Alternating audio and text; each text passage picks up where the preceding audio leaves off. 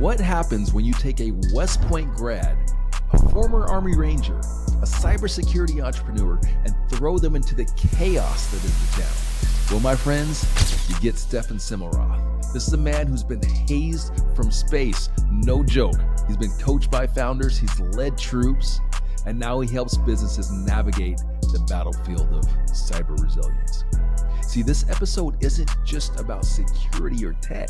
It's about leadership and candor and calling out the BS and how we develop talent in the channel. We're going to talk about bad QBRs, fake funnels, leadership gaps, and why most of our so-called relationships aren't translating to revenue the way they used to.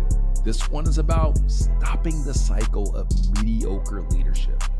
And who else better to have this conversation with than a West Pointer who truly understands what great leadership looks like. You guys ready for this? Let's get into it. Here to show up and show out. Here to show up and show out. What? Here to show up and show out. Here to show up and show out. Yeah. Here to show up. Welcome to Shut the Hell Up and Sell Unfiltered, the podcast that's not afraid to tackle the uncomfortable truths and bad habits that keep you from reaching your potential. I'm your host, Ronnell Richards, award-winning sales expert, author, and top influencer in technology channel sales. Each week, I sit down with industry influencers and top performers for bold, honest conversations that are designed to cut through the noise and deliver real, actionable advice that you can apply immediately to grow your career and boost your sales success. No fluff, no excuses, just real talk, real influencers, and real results. Let's get into it. Here to show up and show out. Here to show up and show out. Yeah. Welcome back to another episode of Shut the Hell Up and Sell Unfiltered. My name is Ronnell Richards. I'm your host. Once again, we're joined by another influencer in the technology channel space, and we're going to get straight into it. As you guys know, around here, it's all as I like to say to our guests, it's all cake and no frosting, man. We're gonna get straight. I like a little bit of frosting. Stephen, you like a little bit of frosting? Just enough. It's supposed to be on the top, not the whole thing. There we go, man. You remember that cupcake craze about 10 years ago when everyone was selling like $10 cupcakes, and like you'd buy this $10 cupcake and it'd be like, the frosting, the cake ratio was like 75 to 25. Yeah, and you eat one of them, and that's your calories for 3 days. Right, dude. Stephen, I'm really excited to have this conversation with you. Before we get into it, because this thing it's all about the channel. There's a lot of folks that know you. There's a lot of folks that know you in this space, but I want them to know you from a little bit of a different perspective. So we're going to hop into some quick hot seat Q&A, as I like to call it. So my first question for you: Yeah, Army, Navy, Air Force, Marines, or Space Force? Who you got? Army all day. Army all day. Well, actually, I had a few friends, because we started off Army Cyber, right? Or I started off Airborne Ranger, and then when Army Cybers were the first cyber officers, and as the Air Force was standing up, the Space Force, I actually had a few friends that went over, and I can tell you that I incessantly make fun of them, but they've actually got a pretty cool job. Still, oh, they do? Dusty boots is the way to go. Yeah. Okay. So do you want to give them a little background? That was a cheat, but you want to give them a little background on that?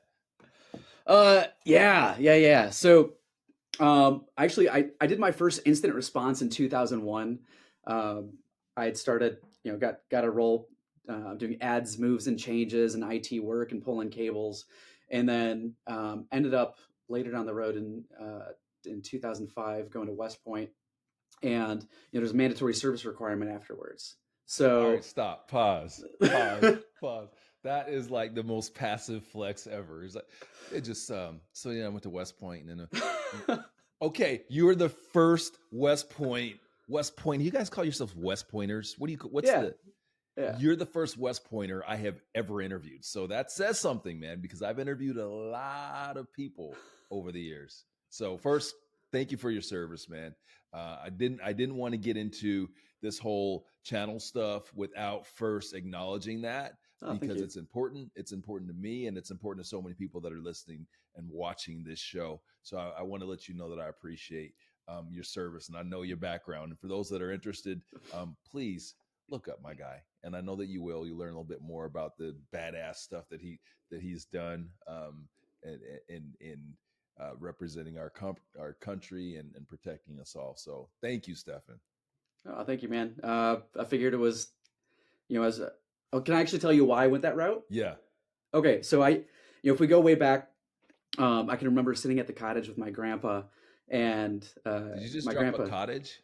Yeah. Jeez. Yeah. Family had like this, like when you like think whatever your expectation of cottages, drop it down a few levels. And that's what we had. Like it was a branding thing where we called it a cottage, but it was on this itty bitty lake out in the middle of nowhere, old family thing. Yeah. Not in the family anymore, unfortunately, but we were up there one morning and we were reading books and my grandpa goes, you know what? Just pick hard things. Like, what's the hardest thing you can do? Pick that. And I remember junior year of my high school, I'm standing in the hallway, the senior hallway, the upperclassmen hallway, whatever. They had all of the posters, it's Illinois. So everybody's going, oh, U of I and Chicago and all these other. Yeah. And there's this one poster on the end of the hallway for West Point and everybody was avoiding it. And I was like, well, I guess that's what I got to do. Oh, shit. Man, listen, most famous West Pointer. Oh, you only gosh, get one. That's a,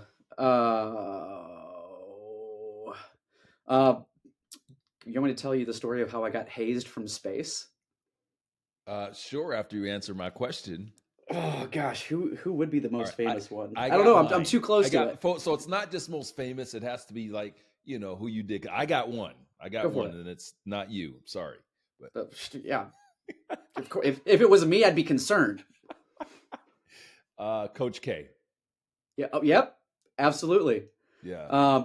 Man, how he continued to move with Duke throughout the process, just extraordinary. And his ability to build a team in spite of logistical challenges is right up there on par with Coach Wooden, right? Like you don't see that level of engagement, that level of drive, and the commitment to excellence in a lot of the other coaches that are out there. First hot take from me, okay? Yep. I got Coach K all day, and here's why. I think Coach K, one of the greatest leaders to ever coach in college basketball, which of course, Wooden is as well. But Coach K has had to adapt multiple times throughout his career. Coach Wooden, no disrespect, but Coach Wooden got, he built something, then got the best players, and his bench had the best play. He had the number one team and the number two team every year. It's a different sort of world at that point.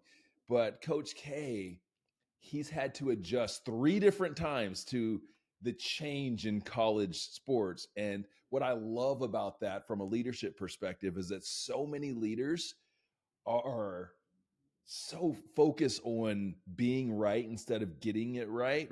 And so, especially in coaching, you'll see this where this is the way that I run my program. This is what my program looks like. And I think they totally miss the opportunity for growth, but those folks get passed up by the times where Coach K, man, hey, you know what? Mm-hmm. One and done's okay. I don't love it, but I'm gonna figure out how to make it work. NILs, I don't love it, but I'm gonna figure out how to like he just kept evolving and kept leading, and that's what I love about him. So that actually goes back to kind of our ethos is being agile and adaptive in the environment. And agile and adaptive are what we're looking for, and those are 2 of the key terms that we use to define potential, right? And on the officer side of the house in the military, we don't actually promote by what you've done, we promote by a potential. And you show that and exhibit by being agile and adaptive, which one of those other outcomes is growth, which I know you are so tied to. And that's part of why when you reached out, I was like, hell yeah, I want to come on board. Like, absolutely, I want to come on. I want to talk about this because you're so committed to it. Yeah. Wait. So do you want the story of how I got hate hazed from space? Because this is a real story. What? Yes, I want it. Yes, here. So, let me hear okay. the space story. Real story. I'm a freshman at West Point, and one of our alumni, Jeff Williams, class of 80. Nope. No, okay.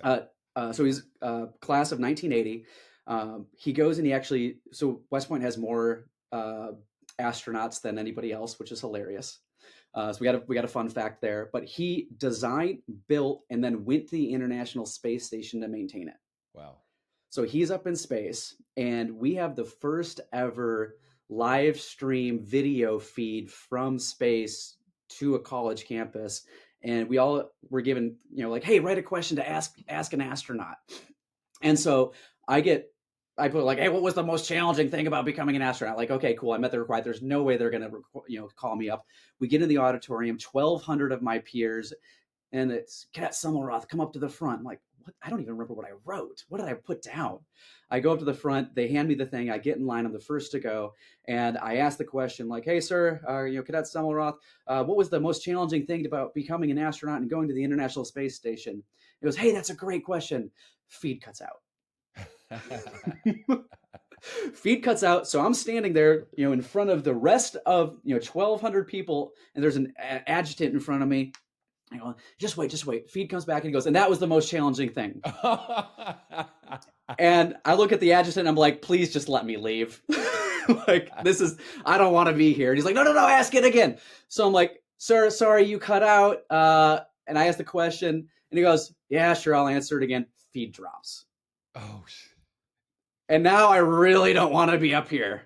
And, he pops up. He's like, and that was it. I look at the adjutant, I'm like, please just let me say thank you and walk away. He's like, no, it's a good question. Ask it again.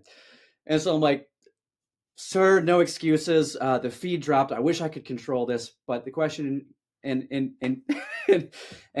this is how I became the first person to be hazed from space. And he goes, no excuse. You're right, no excuse. Get down and do push-ups and I'll tell you when you stop. So here I am in front of 1,200 of my classmates on stage with a live feed to the International Space Station, doing push-ups as my peers are now asking questions. And from space, he's looking down and going, nope, that one doesn't count. Do it again, do it again, do it again. I'm sweating.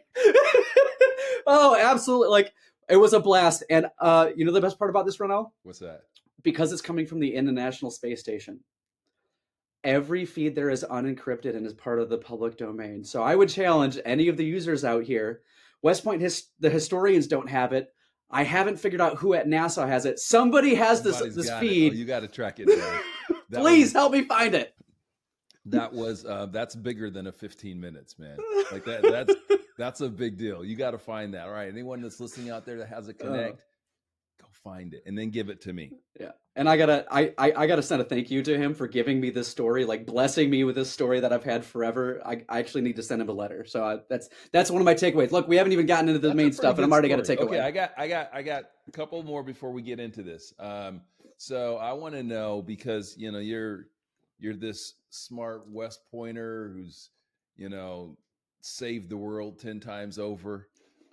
So this is an important question. I want you to think hard about this. Your guilty pleasure television show. What is it? What's your guilty? What is that guilty pleasure that you don't want to admit publicly that you watch it? What is it? All-time favorite guilty pleasure is The Wire. Stephen, that is not good, bro. That does not count. Let me tell you why. Okay. Let me tell you why. Uh-huh. I don't watch a lot of TV. Mm-hmm. And for me to sit down and actually commit to multiple seasons of something already feels guilty. And just remember, in the first episode, it starts off with a guy called Snot Boogie. Mm-hmm. Absolutely love it. Okay. And so you just said that your guilty pleasure is watching TV. CW's voted on number one series of all time. I wanted like some Housewives or some 90 Day Fiance or some. Okay, I'm gonna drop mine. I have way. What have I watched recently? Here's why I have way too many, because life is serious, and so when I'm not living my serious life, I like to turn my brain off.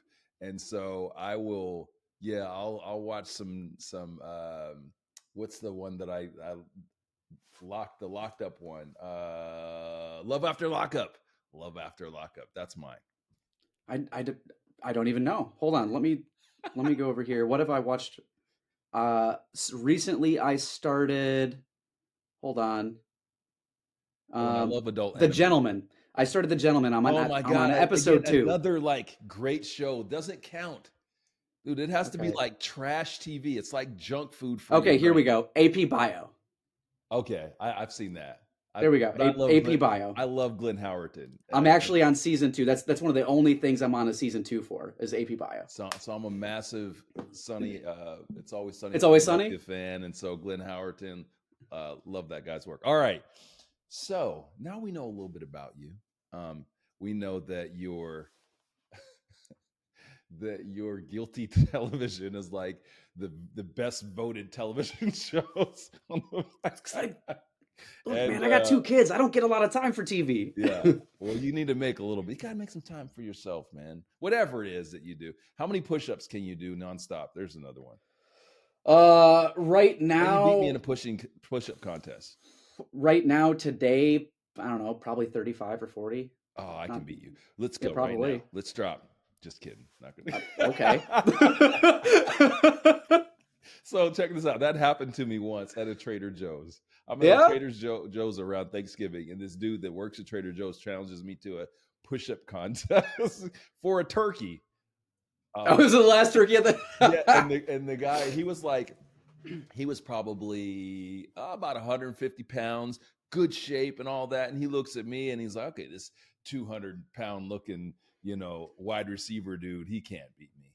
Oh yeah, I beat him. I think I did about 76. Yeah. Can I do 76 nonstop right now? Probably not. But I did a little test a month ago. It was like 60 something. So, all right, I'm working. There we go. Way up. All right, workouts with Stephen and Ronnell. Let's get to business. Steph, you know what this show's all about. This is about disrupting. This is about having uncomfortable conversations. This is about talking about the things that, quite frankly, make people uncomfortable. Not because I am trying or want to create an environment where people are uncomfortable. It's that I know, as you know, that that's where growth comes from. This is part of your DNA. This is why I know that I'm excited to have this conversation, and I know that you're going to lean into it because you're the guy that went and looked at all of the colleges that were recruiting and decided to go to West Point. Like, that is not for the faint of heart. So I know that you have the courage that it takes to have these sorts of conversations. So in every episode, I like to have my guests bring their top topic.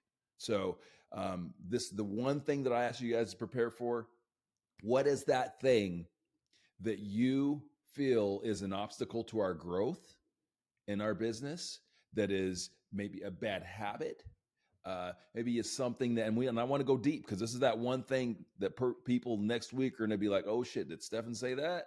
Yeah. What's that thing, Stephen? Let's get into it. Yeah. So I think diving into this, I got to go back to, like, I mean, we could go like Marcus Aurelius and like the 4 virtues. We could go to, like the crucial conversations. We could go to all those things, but I think the actual way that's more meaningful to me and has changed the way that I operate and the kind of the bar that I hold myself to when I look in the mirror and go, am I doing what I need to? And that, like, I struggle with, like, this morning struggle with this. It's actually the social sciences department at West Point's motto is something you probably wouldn't expect. 4 words: be kind, no surprises. And like, you wouldn't expect that necessarily from an organization that's designed to teach people how to win democracy and when diplomacy fail, to go out and exert physical warfare and physical harm on people in order to support the United States, right? You wouldn't expect that, but it is be kind and no surprises. And when I dig into that and where I fail as a person, as I hold myself to that mirror all the day, all day long. And I had amazing, like I got to work a lot with that department through, different extracurriculars, but I was not a part of that department, and had some amazing mentors there like Jeb Bush, and Irvin Oliver over time. Um, I think that the be kind, no surprises piece just hits me at a very human level, because it makes me step back and consider, am I actually being kind, or am I saying tough things and weaponizing how I feel as a mask of kindness? Am I using candor and transparency as a weapon, or am I using candor and transparency as an actual virtue of to be able to connect with deeper relationships with somebody? And sometimes I lie to myself on that, right? Like that's a really tough thing. And then the second part, no surprises, the no surprises part is just as hard as being kind, because the no surprises part means that I got to get up off my ass and go do and have a crucial conversation that maybe I've been putting off, right? Like Ronnell, I have a conversation that's going to be tough that I have to have today that I should have had 2 weeks ago, and I've been putting off.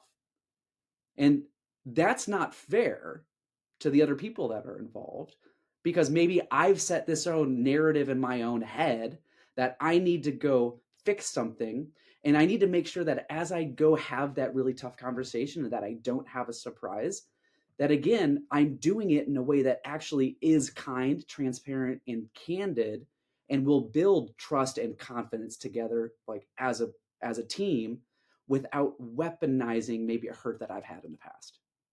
Like that's so tough. Or maybe it's just me. I don't know. No, so tell me from the perspective of our business and our industry, where you see that as an issue and as an opportunity. Oh yeah, absolutely. So first off, I'll use be kind, and I'll even take away kind of the depth out of it, and more of that, like almost like transactional kindness. How many times have you been in the field? Of course, not you, but your peers. You're talking with them, and maybe they knew that a deal was dead, but they kept it in funnel, right? Oh, it got pushed to the next quarter. You know it's actually dead, but you pushed it to the next quarter. And what you again, the big you in this, and we're talking like direct sales. When that happens, the person that bumps that to next quarter, what you're actually doing is you're not being kind, because you're giving false hope to your team, right? Mm-hmm. And that is going to be a surprise down the road. So when we look at just funnel operations, I see this all the time of on the funnel side, but also on the pre-sale side. I see substantial demand for what sounds like gaining support and momentum for a qualified, full, BANT qualified lead, budget authority, need, and time, but actually is a marketing qualified lead that doesn't have budget authority, need, and time. That's just hey, I want to kick the tires. And then having an entire slew of people coming in and really, really pushing the end game too early. I see that is an issue that I don't feel is kind in the landscape, and often has some surprises. Go ahead. I hear what you're saying, and I think that Challenge me. Well, it's not the challenge. It's not that I want to challenge you. Is that what I see? Like, I want to break down where I think the root cause is of this. So we have a sales environment that is a passive sales environment. And so, a lot of folks in that ecosystem, be them channel managers, partner development managers, whatever, don't have this, pardon me, the skill sets to drive revenue. Yet there is a requirement to deliver analytics, to hit KPIs that are largely, in some cases, bullshit, right? And so you create an environment, you create a situation where that comes all the way from the start of the funnel, right? So starting with partners. So now partner maybe is not going to pull something out, or that maybe they should pull out, and maybe the channel manager is now pulling things out that they maybe should pull out because they've got to show a certain funnel to their senior leaders. But to your point, or to my point rather, I believe that it's not so much about whether folks have good intentions or bad intentions, is that they don't have the skill set to really drive revenue. And so we end up with a bunch of bullshit funnels. What do you think about that? Man, I don't actually think that's so much a skill set problem as it is a leadership problem. And the reason, oh yeah. So when we look at a skill set problem, any skill set problem means a leader hasn't necessarily invested the time to identify a skill set gap and appropriately treat that gap. Okay. And so if we, but there's still a skill on the other side that is going to be necessary to bridge the gap, right? There is, but what that means is, so like that's like it's a symptom of an underlying problem. Yeah. And when we look at that, like if the skill set is, call it being able to qualify a deal early or convert an MQL into an SQL, right? That conversion piece. If that skill set gap is there, why has the leader not identified it and appropriately treated it and built out a training pipeline to identify, treat, and then move forward? Oh, we're going to really get into it because it's a cultural issue. It's not just the leader. So we look at our industry as a whole. It's a cultural issue, and where.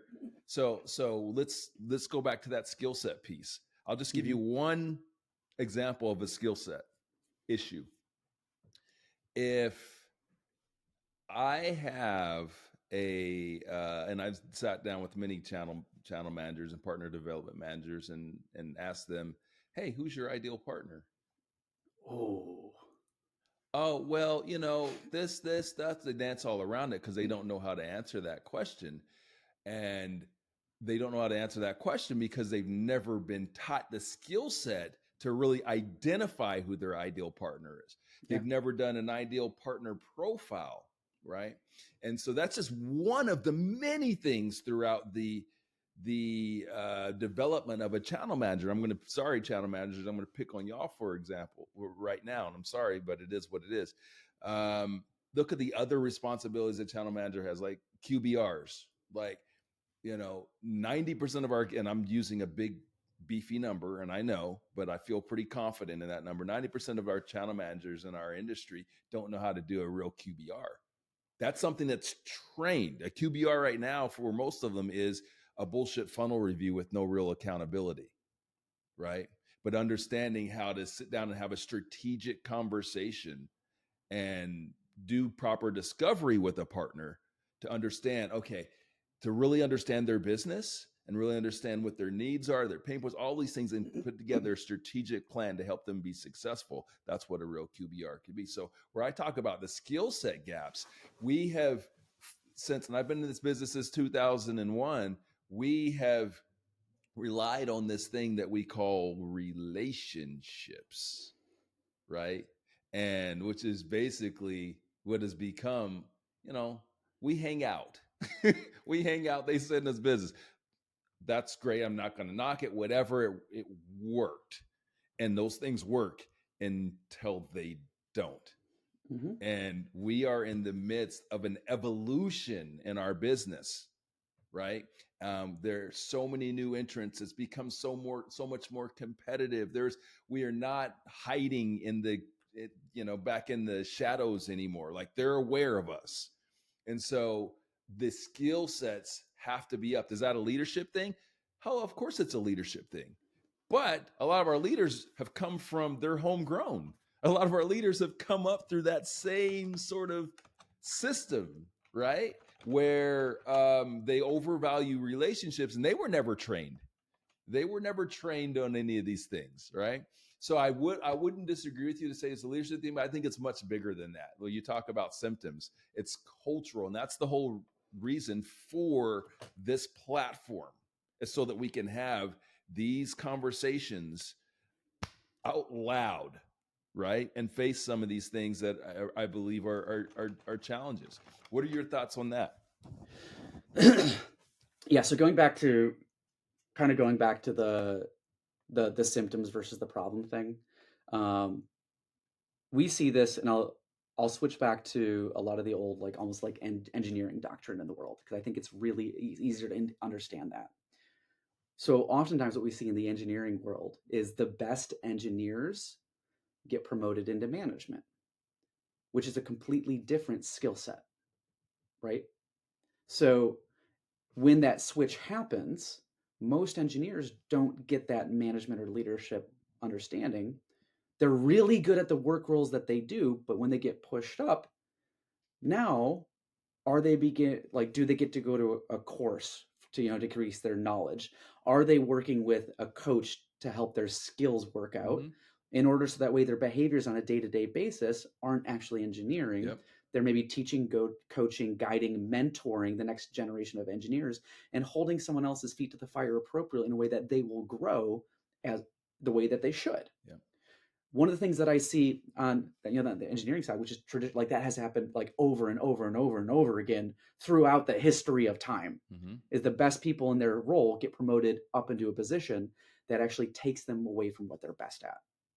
Now, if they've got those skills and capacities that they put in the time, promote them absolutely. I'm not saying don't do that. However, when we mirror that over onto like the channel manager side from what I've seen, and for everybody that's listening, I was a trusted advisor before this. So like I've watched this from the TA perspective. I've watched it from the TSD perspective. Moving up those chains, you up the kind of, I say chains, like the chain of growth. Moving up in that direction, the skills that got you to be the best at what you're doing now aren't the skills that are going to get you to where you're going. The behaviors that got you to where you are now aren't the behaviors that are going to get you to where you're going. And there is a really important switch and a really important pivot that I think happens when you go from being really good at, say, recruiting a new partner versus maturing that partner versus growing into the next role where you're teaching people how to recruit, grow, teach, mentor. And that skill set, because it is so different, and I'll go back to a conversation that I have to really highlight this.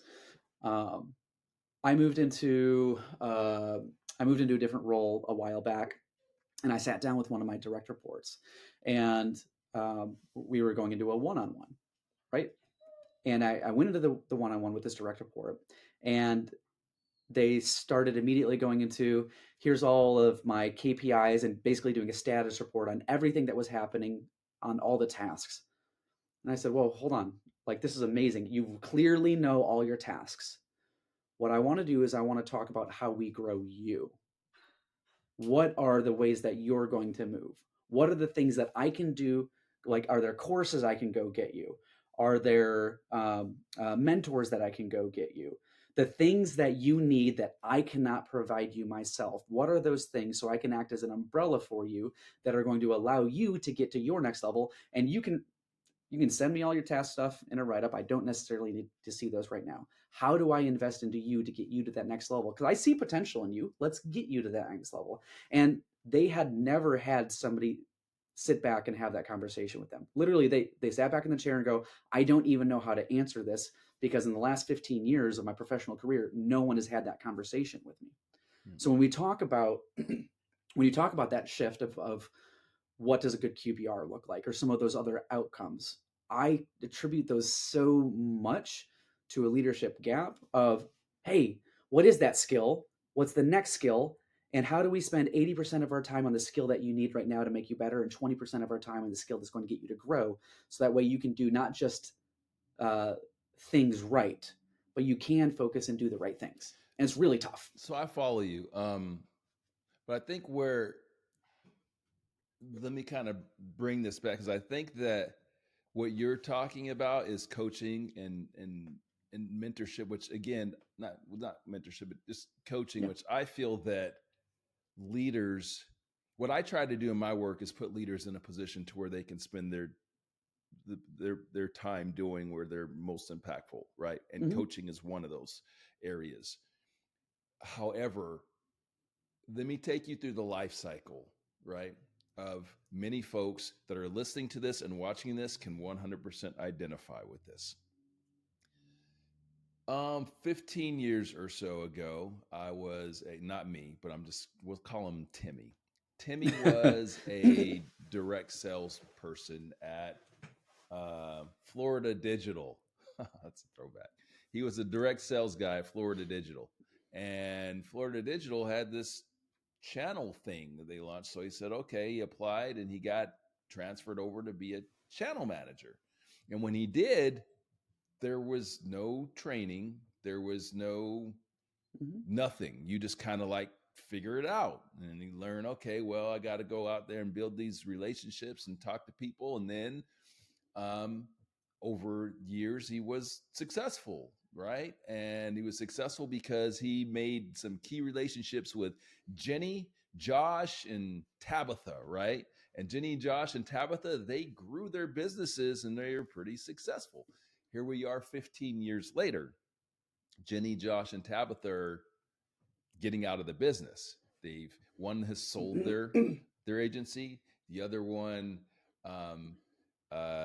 just doesn't do anything because they're fat and happy. And then the last one is about to retire, right? And our Timmy, our initial channel manager, he's gone up the ranks right now. He's a channel director and all that stuff. And what he did 15 years ago to be successful in that environment, well, now things have drastically changed.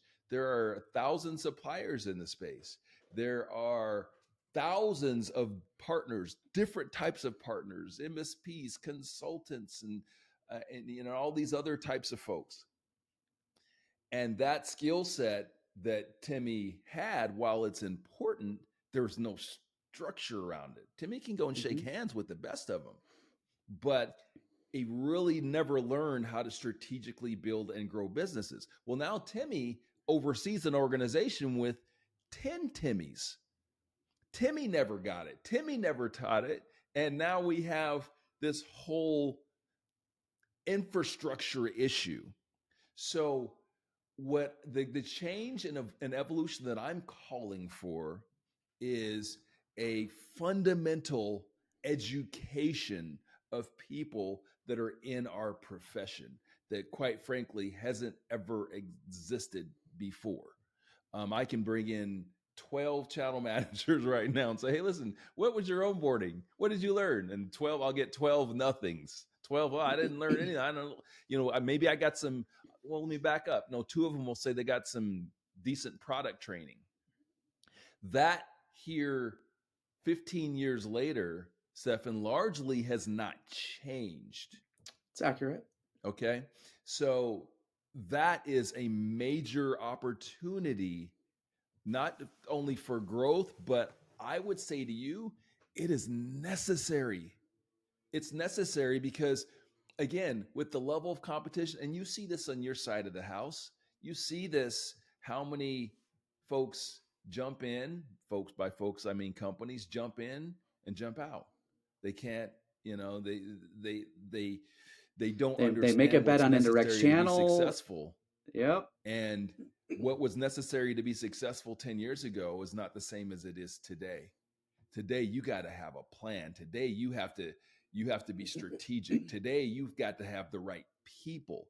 And God bless them. We have so many fantastic people in our space, but so many people that are undertrained and not ready for this evolution in our business. And we see it. Talk about the symptoms. We see it all the time. We see people that have the hot jobs all the time in those channel manager roles, 6 months, 9 months, 12 months, right? And moving on to the next one.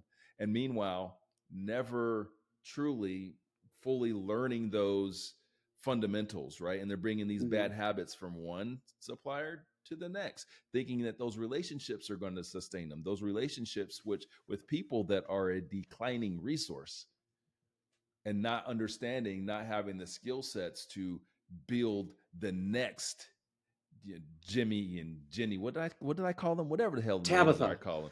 Not Tim. Tim's the channel manager, but not having the skill sets to strategically work with these next folks. And by the way, the next folks, like those folks that we started and built this industry on, they're baby boomers and older Gen X. Who are our decision makers? Who are our entrepreneurs now? Very different. Right? Yep.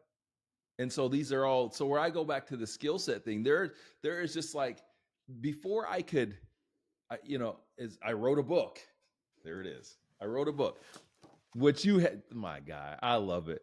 But, so before I wrote a book, I had to know the English language, right? I had to know how to speak. I had to know how to write. And then guess what? I hired a coach to help coach me through the writing of the book. So what I'm saying is that we need to be taught how to read and write before those leaders can get in there and help to be more effective in coaching people to higher levels of success. All right. What are your thoughts on that? I'd say it's pretty darn accurate, right? And I will say that I want to find the through line of hope, right? Because one of the things that I am seeing is in some at least on the vendor side of the house, right?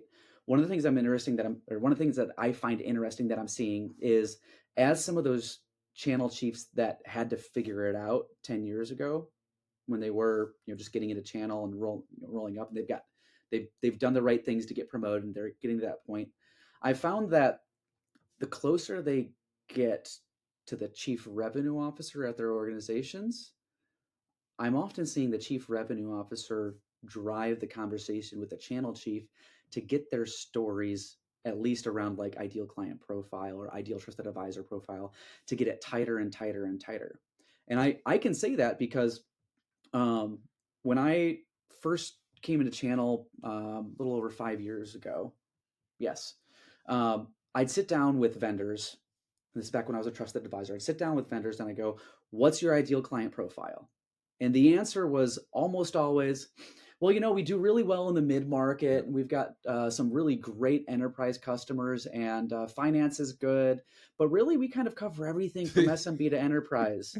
And we, like, vertical wise, we're basically doing everything except for maybe federal. And you go, okay, yeah, cool, great.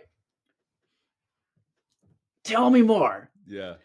And over the last 5 years, I can tell you that at least on like the skill set of what is your ideal client profile, where are you actually fitting well? And there's a couple of companies that made investments into multiple categories. And what they found, because they didn't do the ICP analysis first, what they found was they actually created 2 different ideal client profiles, which is really tough. Yep. Like, how do you explain that to a trusted advisor? We're like, oh, we do really well here. And we're actually seeing this kind of circle back in the industry with some of those companies where they're going back now, 5 years in, and they're retooling to combine into the same ideal client profile, just to make that easy. The other thing that I've seen, when I first came in, QBRs were basically account mapping exercises under a different name. Yep. And so now we're starting to see QBRs being switched up into, I think it's at least a step in the right direction as the market's kind of driving, right? I'm seeing this evolution to QBRs going, okay, really, what are we looking at? Where are we looking at? I was talking with a vendor last 2 weeks ago.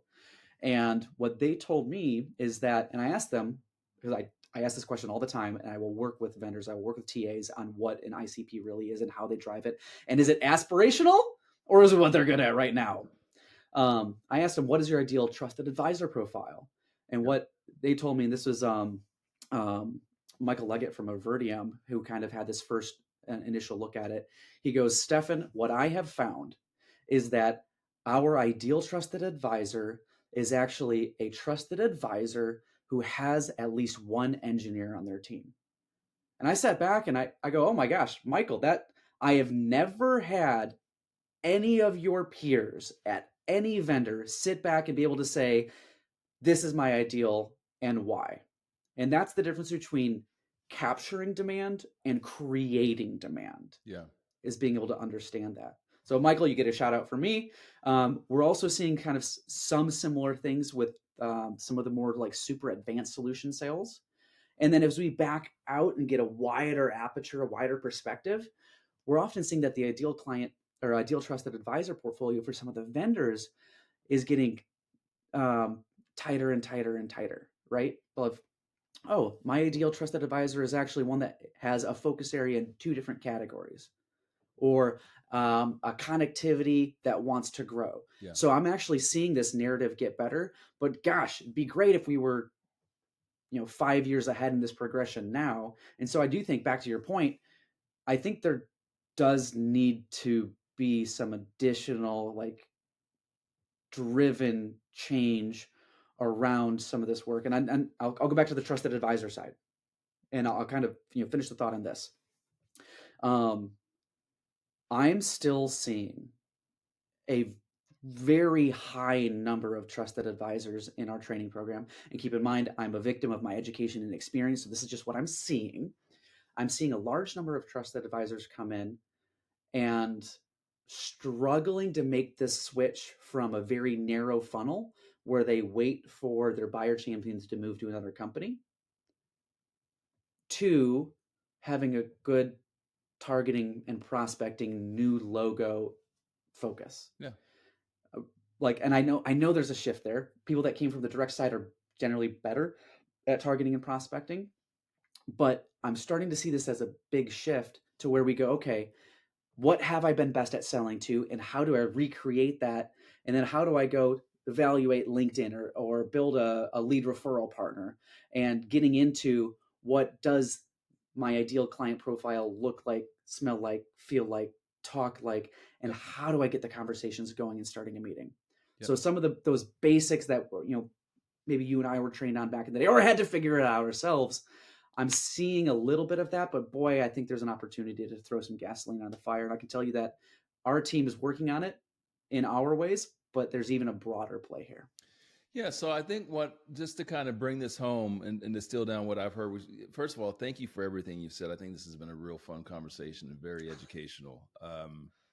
And whenever I'm having a conversation with folks, I want dialogue. I want back and forth. I don't need to be fully agreed with, and I know you feel the same way. It's about constructive conversation, right? And but what I'm hearing in this is that an attention to our whatever you want to call it internally, your group, your company, ICP, IPP, your ideal TA, whatever it is. What I want leaders to take from this is that we need to start with focusing on developing those models, for one, at a company level, and then with your channel managers. Your channel managers are the tip of the spear. We cannot expect our TAs, our MSPs, or whoever to be good at doing this if the people that are responsible for those relationships haven't done it themselves, so they can teach and coach someone else how to do it. So that in itself, and to tell you how I think about those models, Stephen, my ICP model is 37 questions, because I believe that we're not in a transactional space. We're in a solution sales space. We're in a relationship business. But people get confused on what relationship means. Relationship means that we both bring great value to each other. And as long as we bring great value, okay, boom, we're going to do business. We're going to be friends. And the greater that value, the greater that alignment, the more success we'll have together. So the reason why my modeling is 37 questions is because I want people to understand holistically who they have the very best connection with in their business, not just who can buy your stuff, or who you can partner with, but who you crush it with, so that they're not just looking at people as an avatar, and they're looking at them as individuals. I know I rock with Stephen. Stephen, he's been my most successful partner. If you do the work to map it out, there's a reason why. It isn't just because. You'll find when you map it out, you'll see all of that alignment. And then once you uncover all that alignment, well, now I can create a plan to not go find more people that I can partner with or I can sell to, but to find more Stephens. Make sense? Yep. And my guy, before we wrap this up, we can't leave without a little bit of leadership wisdom from you, because I mean, you've had more. You're clearly a fantastic leader, and you've had some of the best leadership training and development that the world has to offer. For those leaders out there in our space that are recognizing that they need to up their game. Here's one. I'll give you even more specific. There's so many folks that are getting those new channel chief jobs or channel leader jobs, right? New companies entering in the space, and they're like, hey, listen, you're a channel manager. I'm going to take a flyer on you, put you in this channel chief job.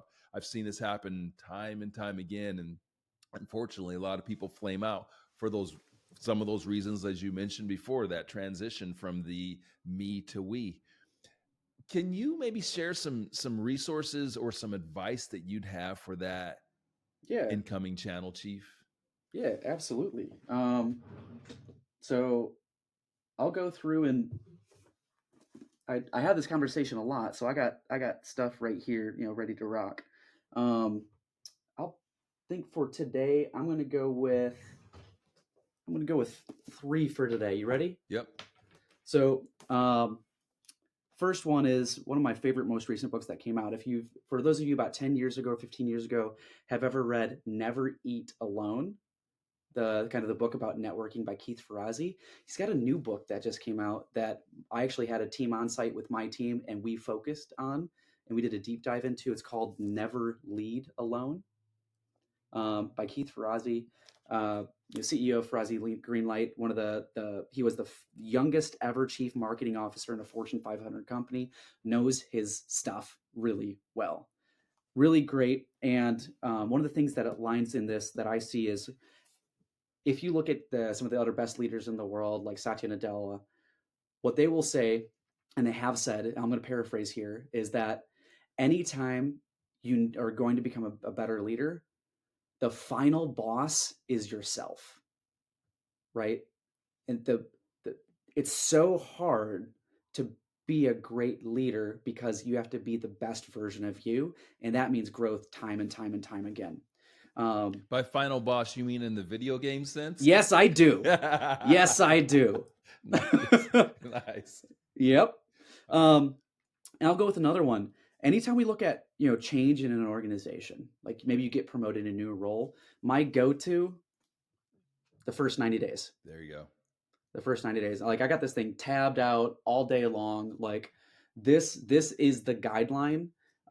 I finally picked this up when literally the third time I walked past first class on a plane and saw somebody reading it in first class. And this is, years ago. I was like, if there's this many people in first class reading it, I should probably do that too. Like, great.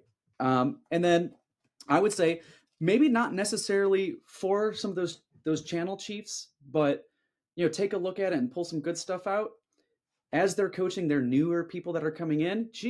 Maybe they should go back to some of the fundamentals. And I'm not just hyping on you. I actually recommend this to peers as they're coming in the organization, because if we look at some of the themes through here, themes that even you touched on but didn't necessarily call out specifically, that I'm a big fan of: teamwork, potential, restraint, authenticity, curiosity, being genuine, resilience, potential, service, and gratitude. Yeah.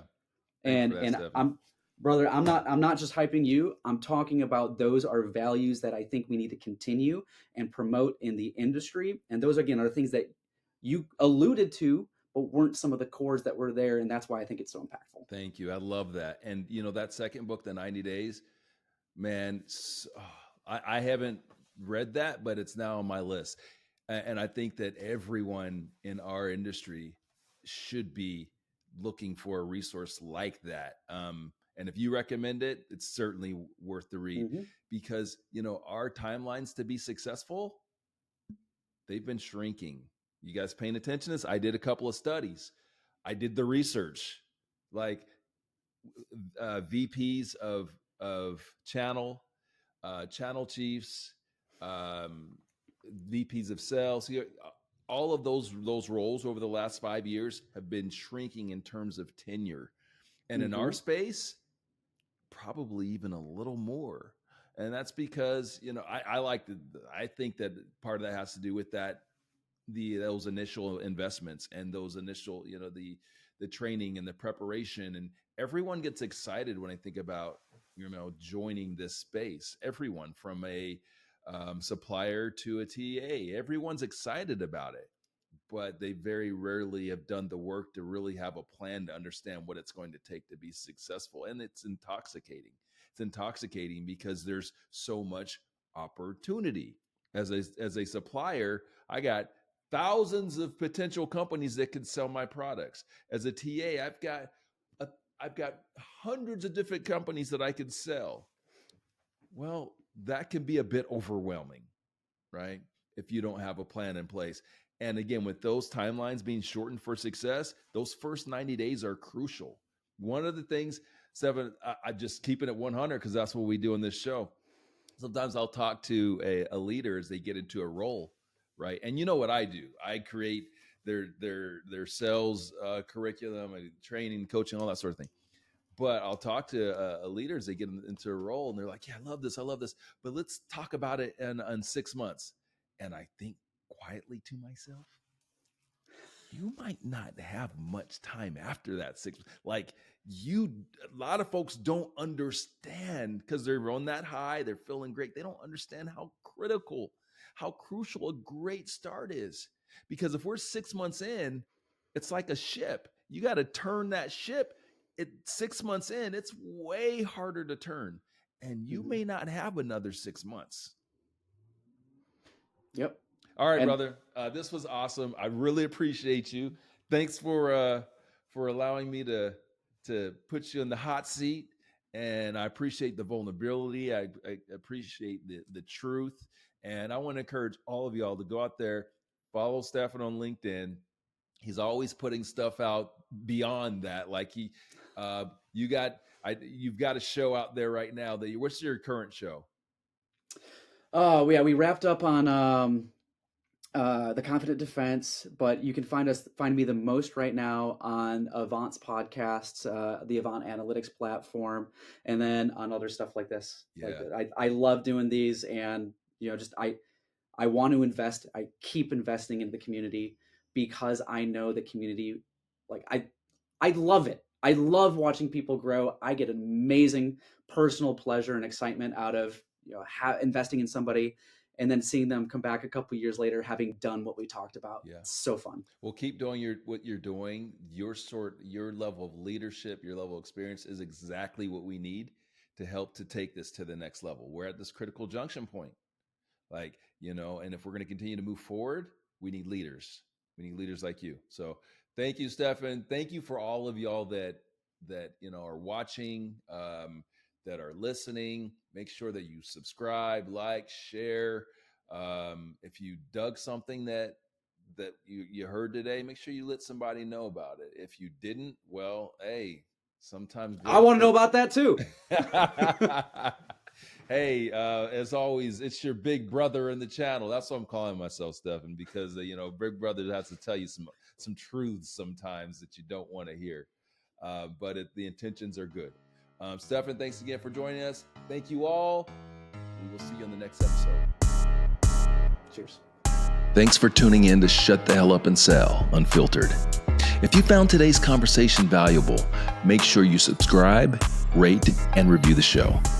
For more resources, including gap assessments, custom sales consulting, or online courses designed to take your sales game to the next level, visit me at ronnellrichards.com or head over to sayless.academy. Until next time, remember, stop talking, start listening, and shut the hell up and sell. Here to show up and show out. Here to show up and show out. Here to show up and show out. Yeah.